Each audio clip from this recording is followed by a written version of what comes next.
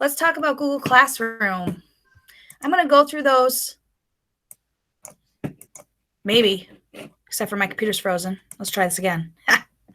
I'm going to go through those sheets that I shared with you. We shall see here. I'm going to try and present again.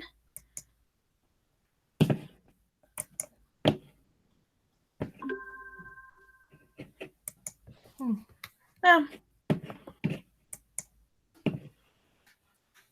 course, I have them all open over here. Oh, there we go. All right. Hold on one second. It wouldn't be an online PD if I didn't have technical difficulties, right? There we go. All right. So I'm going to go right through these sheets that I made and I shared with you guys. First thing is logging on to Google Classroom, how to log on. I'm going to show you how to create a class. I'm going to show you how to add co-teachers, fix the settings, and then add students. This part's pretty quick. I think most of you already have a good grasp on this, but I just want to show you again. If you haven't used one of my how-to sheets before, the way I have them set up are there are links here. So let's say you forgot how to do your settings and you have the sheet open. You could click on the link here and it'll take you directly to the bookmark within this how-to page to show you how to do it. All right, just so you know. All right, so to start, you can start a new tab. You can type in classroom.google.com, which comes up great for me, or you can use your waffle and go right to Classroom. So my classroom is going to look a little different than everyone else's because I have about 30 classrooms that I'm in. Helps me help people. So over here, everyone has this little plus. You are going to click the plus and you are going to create a class. If you have a class code, you can join a class. That's how our students get in unless you manually add them. And I'll show you how to do that in a minute. So I'm going to name this class Google Classroom 2.0. I'm not going to put a section or subject. Actually, I'll do PD and room number. You can leave the ones on the bottom blank. The title is what is mandatory. So now, while this is creating, the next thing is adding co-teachers. If you have a TA in your class, or sometimes all the grade level teachers want to be on the same one, or the subject area teachers. Makes it easy to share things. I'm going to add co-teachers to this. You click on people, and then you click plus, and I can just start typing someone's name. So for example, if I wanted to type Deb, there she is. I can just add her. It'll invite her. It doesn't automatically put her in. She will get a little box that says join when she logs on to Google Classroom. I'm going to show you what that looks like. Now, for students, it's nice to invite the students because then it forces them to already be in. You don't have to worry about the kids going on and doing the join a class code. So for example, I'm going to put my kids in, Mira.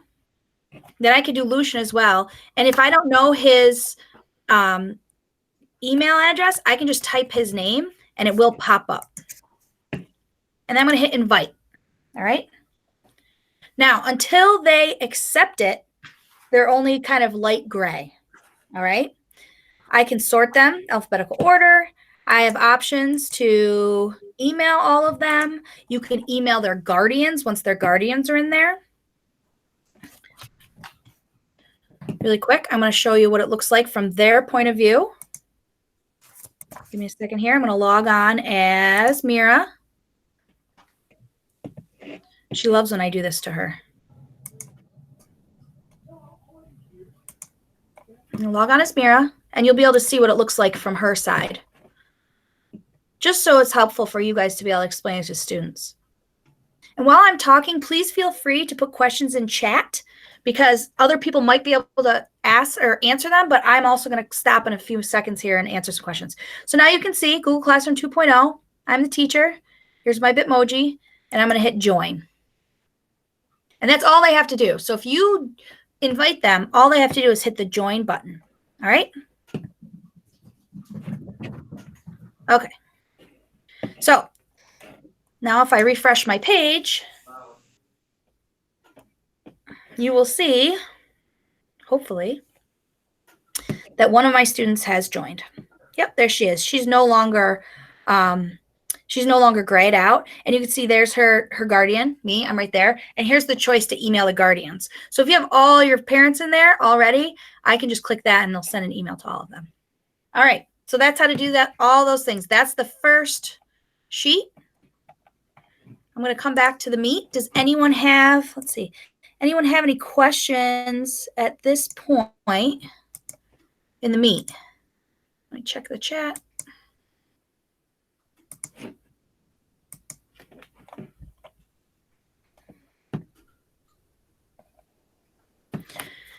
How do you have the same place of Bitmoji in each class? My Bitmoji is my, it's my Google like icon. So that shows up whoever the teacher is for the class or whoever started the class initially, that's the person whose face will show up. It's funny because Mira is always like, I see your face pop up on other people's classrooms. I'm like, yep. Let's see. If we want to add a whole grade level to a class, is there an easy way to ask 120 students?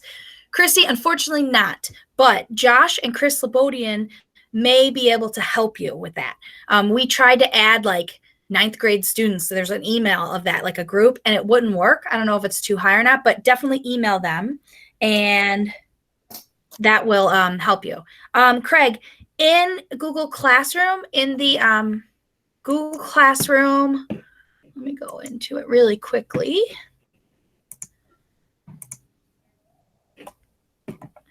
So all of the sheets are under, I'm just going to do the elementary school, but they're all under the same topic. So under Home or Elementary, this is the teacher version. Under Classwork, and you'll see there's a home learning topic. It's right here. Home learning, how-to sheets. If you, home learning. If you click on the how-to sheets that I posted, they're all right here. So you have Chrome, Drive, Classroom, Docs, Slides, Drive, Cliff Notes. There's Classroom again, Docs, and Forms. All right. So that's all right there. All right. So I am going to move on to Google Classroom number 2. The first thing that's on there is changing the look and the theme, because if you know me, I like colorful, pretty things. So if you want to change what your Google Classroom looks like, it automatically defaults to whatever that is. You can click here, select theme. I know some people change it per season. Some people make it for their subject, whatever you want. Let's see, I'm going to go into other because this is definitely other. And I'm going to select this because I wish I was camping right now. There you go. You can also upload a photo. So if you'd rather have a photo of something, maybe I know that when I co-taught English 10, my co-teacher and I took a photo of all of our students from each class, and that was our class, like our banner. So then you'd click on it and all the kids would see each other's faces, which they hated, they said, but it was really cute. And I think they actually liked it. All right, so that's how to make things pretty. Next, the difference between the stream, classwork, people, and grades. So up here, you'll see we have a stream with classwork, people, and grades. Now, we'll start with stream. Stream, oh, you know what? I never even did the settings. Oh, we're going to have to go back in a minute. But let me explain these 4 first. So the stream is where you post announcements. Hey, guys, today's Wacky Wednesday at the elementary school. Don't forget to wear your number shirt, right? Hey, I posted a new assignment in Classwork. Please check it out. Something like that, okay? You can also allow students to post things there or not. You can allow them to comment on your post there or not. You can also just, you or your co-teachers are the only ones who can post there. That's it, all right? Classwork is where you're going to post assignments, questions. We're going to use topics to organize them. People, obviously, is where you find the teachers and students. And grades is if you're going to use the grade book. All right. So let's go back to settings. The settings cog is up here. This is where I can change the class details if I want to rename it. Google Classroom 2.1, right? And that'll change the whole setting.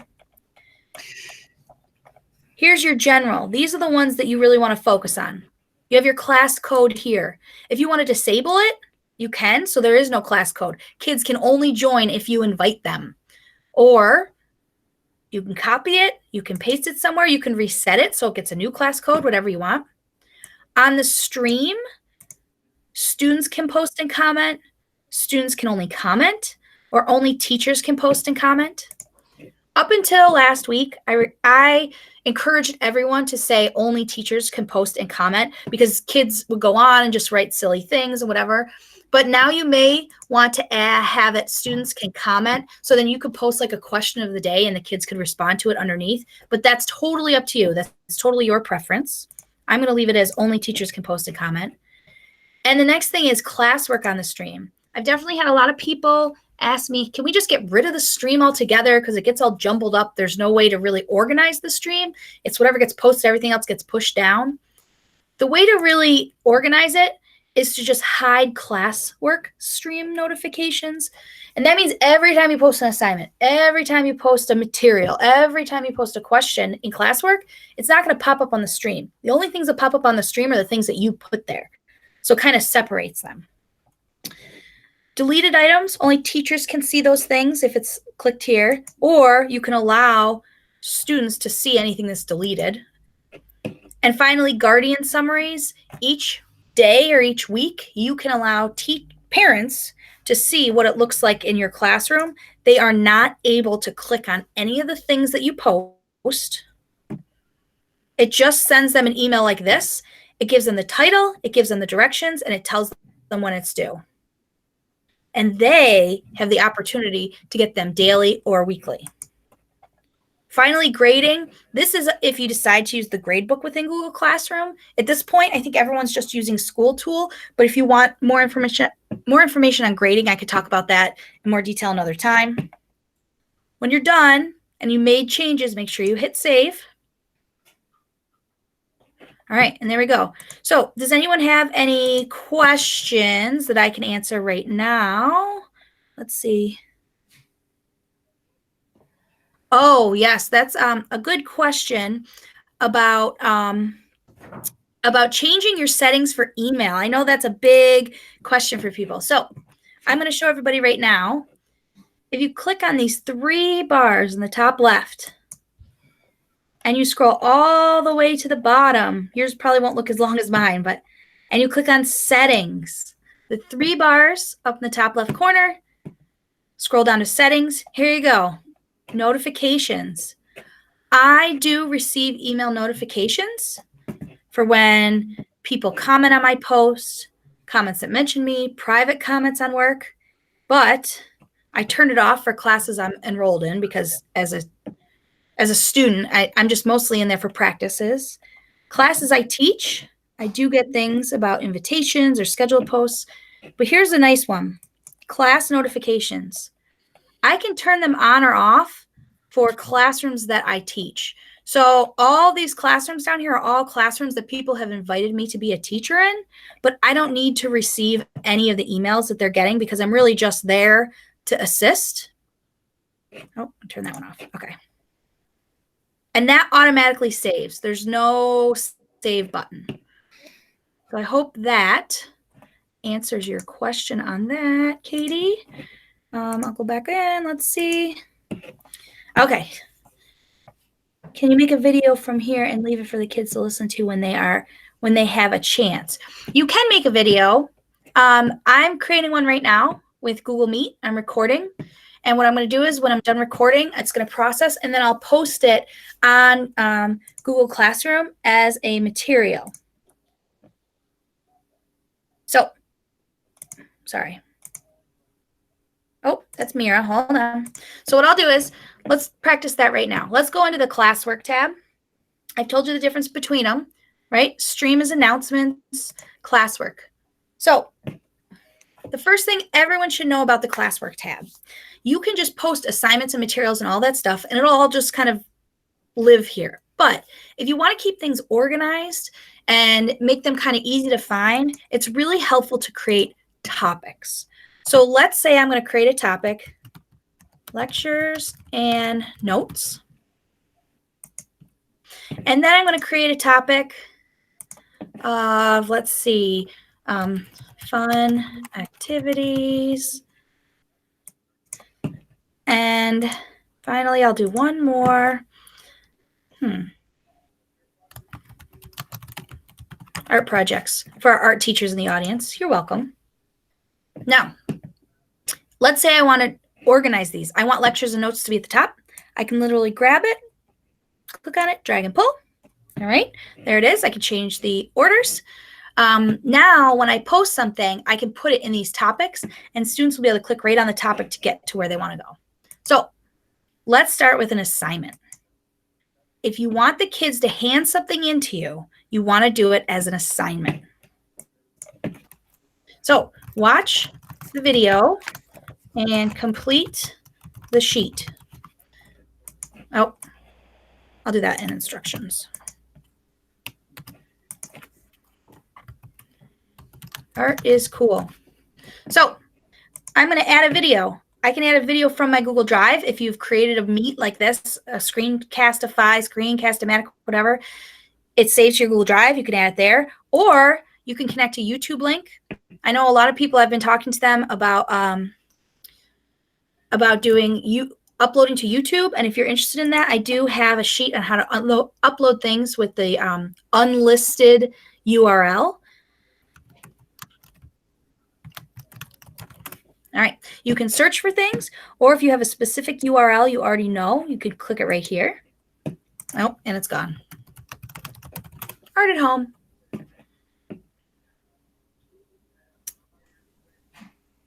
What to do when bored? Oh, I'm sure that would be great for all our kids. And then I can also add another worksheet. Let's see, look through coloring page. Oh, it just did that. All right, so now I have a video for them to watch, and I have a document.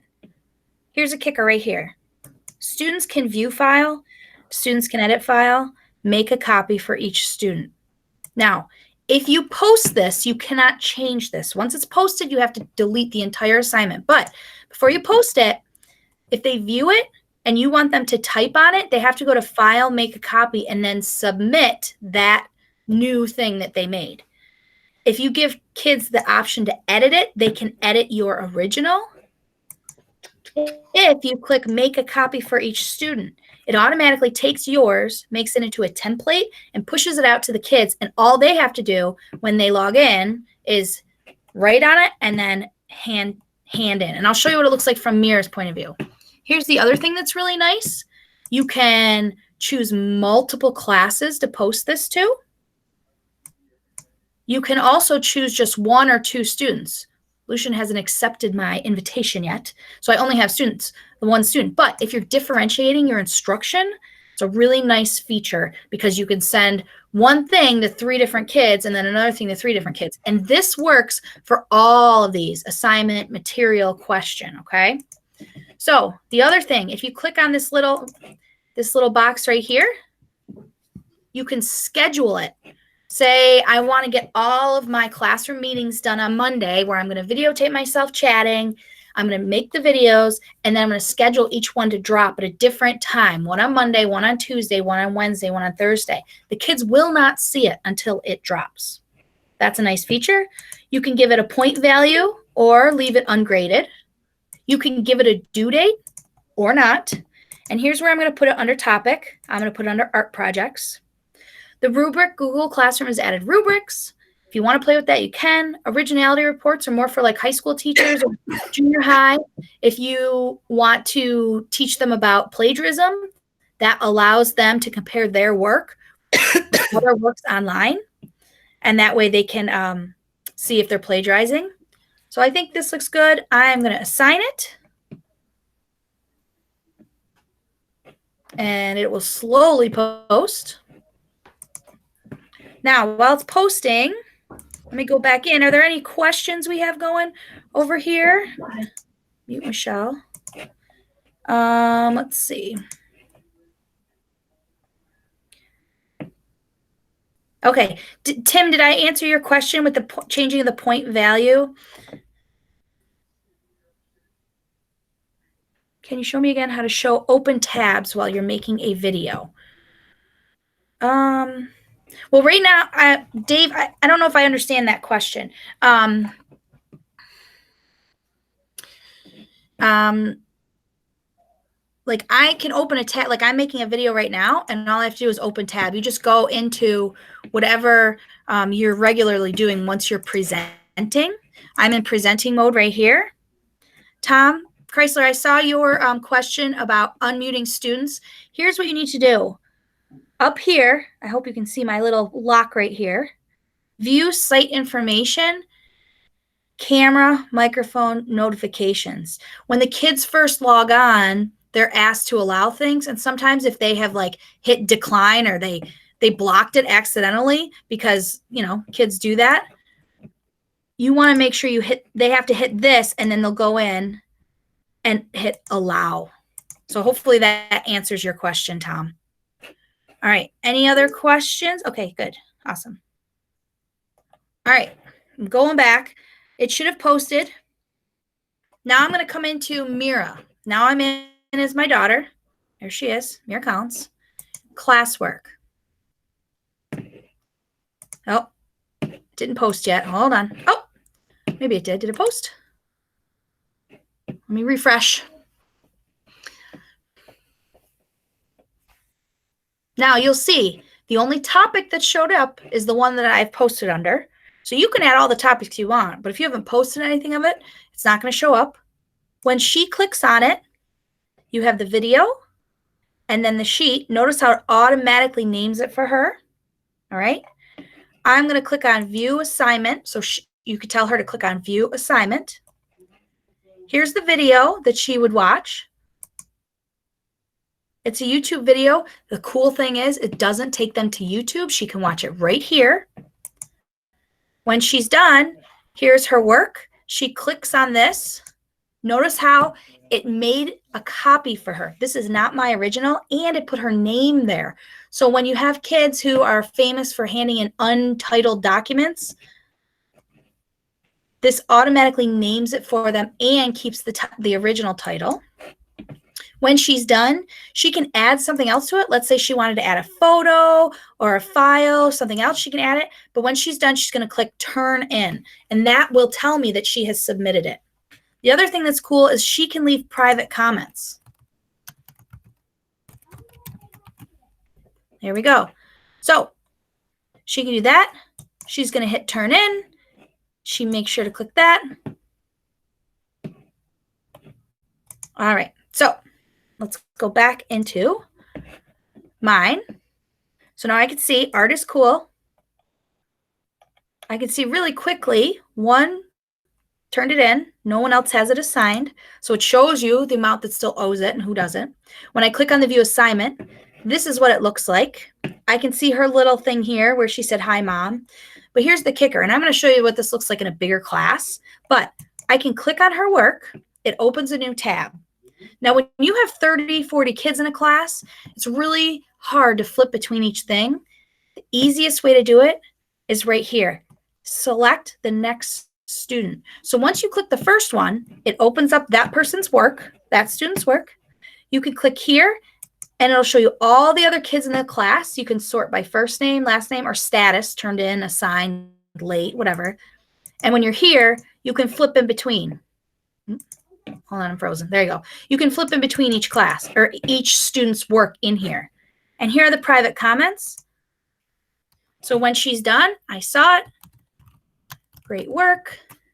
I can give her that little bit of feedback, or if you want to have more feedback, you can do that as well. Hold on, I lost my mouse. I post it to her. Now, if you want to return it, you can. What that means is when they turn something in, they don't have access to it any longer. So once the kids turn it into you, it goes to them as view only. They can't change their answers anymore. So if I return it to her, she is able to change it or do whatever. If I click here, I can return this. I can return multiple. So if I have 52 kids who have all done it, I can click that and it'll just automatically do that. Let me show you what it looks like in a classroom that's larger.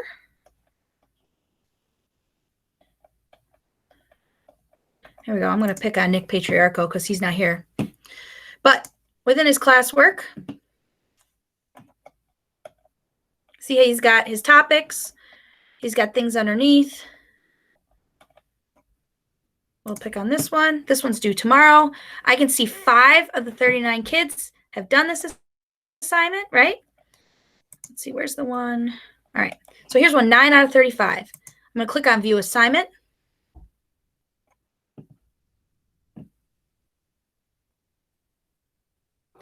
I can click on the first student.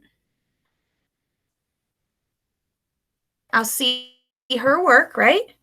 I can add private comments. It's going to move really slow just because it's doing that to me.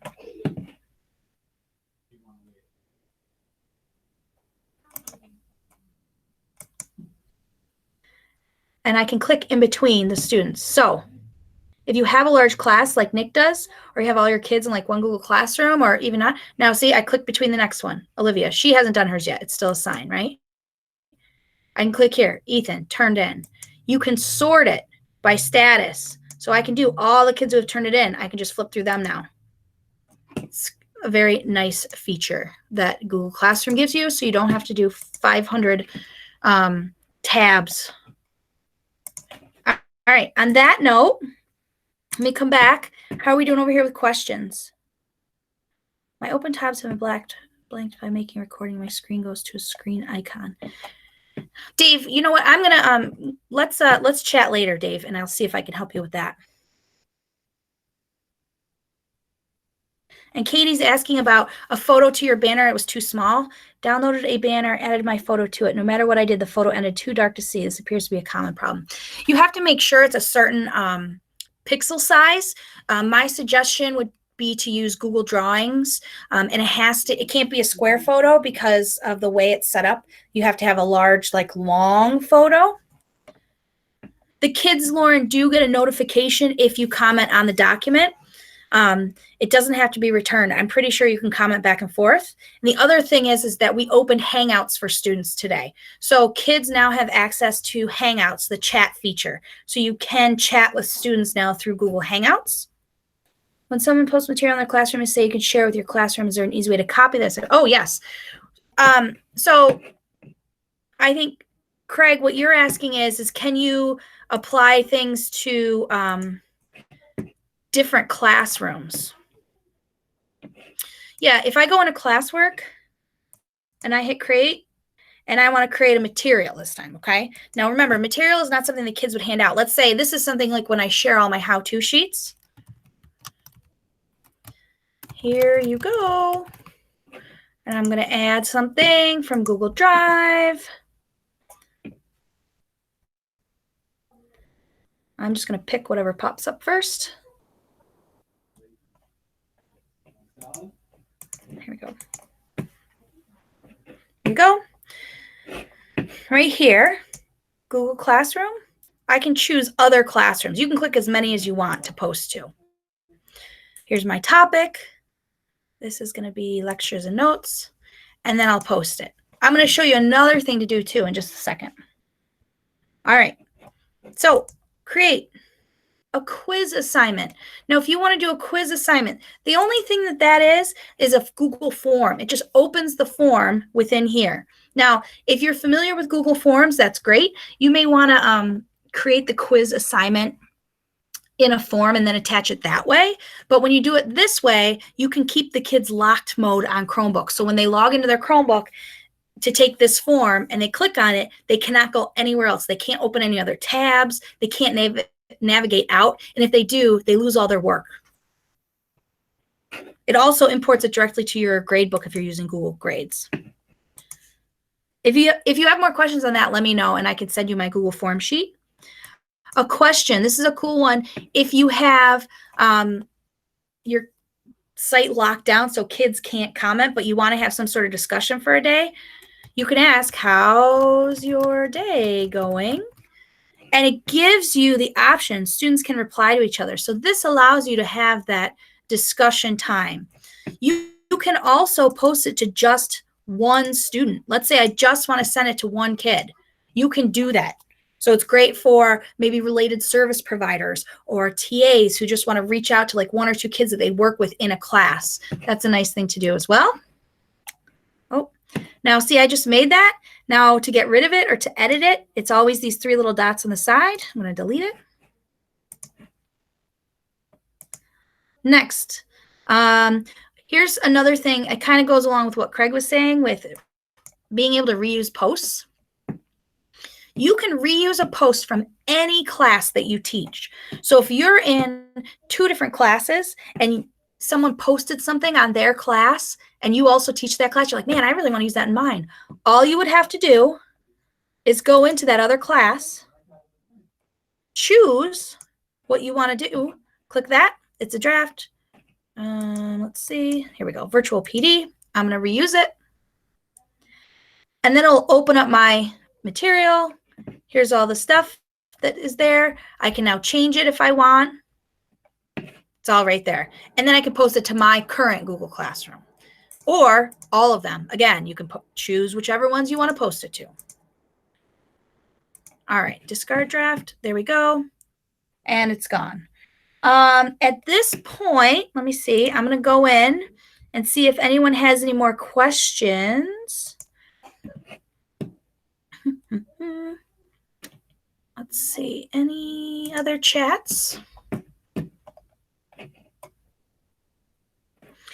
I see Katie. I tried to invite a student, but her email didn't go through. She's a 5th grade, if that makes a difference. She wouldn't get an email. If you typed it in and it didn't come as her name, I'm wondering if maybe her email is different than what you maybe think it is. So make sure you have the correct email, because sometimes if there's another student in that grade level who has the same first initial and the same last name, they have like their middle initial. To find out like students' email, Katie, you look on School Tool. You would look on their School Tool and look under her name for that, and it should work. If it doesn't, let me know and I'll see if I can troubleshoot with you later. And then Tim said he's having trouble making a copy for each student on Google Forms. Google Forms are different. You don't make a copy for them. That would only be Google Docs. Google Forms, here, I'm going to show you right now.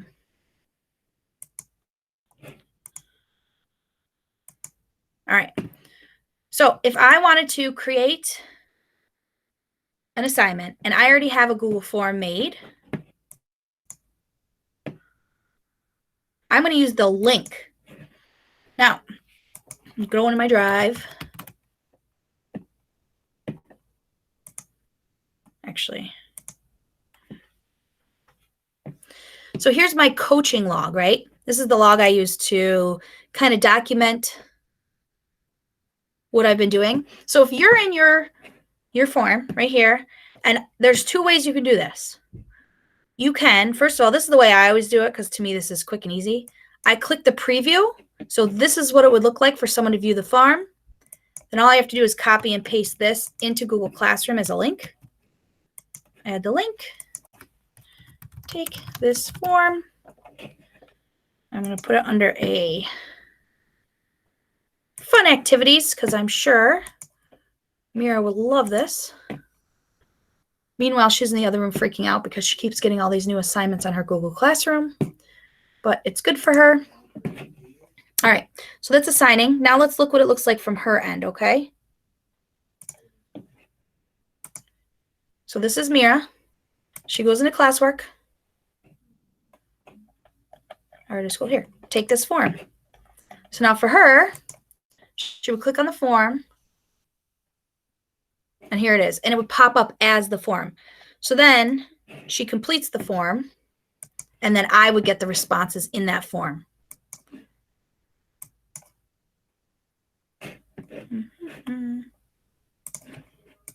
Does that make sense, Tim? If not, let me know and I can help you. All right. At this point, I am going to put out there any other questions, concerns. I'm going to stop presenting so you can all see my beautiful face. If you do have questions, you guys, I'm here to help. Please shoot me an email. Give me a call on my cell. It's been ringing off the hook, but I'm working through it and I'm getting to everyone that I can.